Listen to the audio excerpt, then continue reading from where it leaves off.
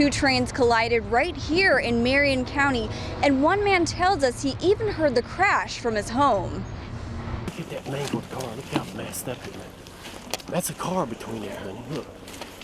Ken Honaker lives in Citra, and this morning he was in for a shock when two CSX trains crashed near his home. It shook the house, and I live about 100 yards off the track. He says he's never heard anything like it. Dogs are going crazy. The neighbor thought it came through her house.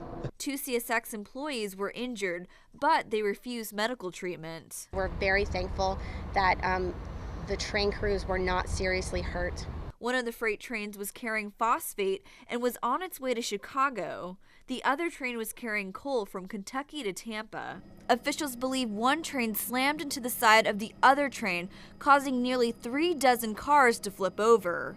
And the Marion County Sheriff's Office also reported the crash caused a fuel leak in the area. And we're in the process of determining how much of the fuel in that fuel tank was lost, but we know that the capacity of that fuel tank was approximately 4,500 gallons.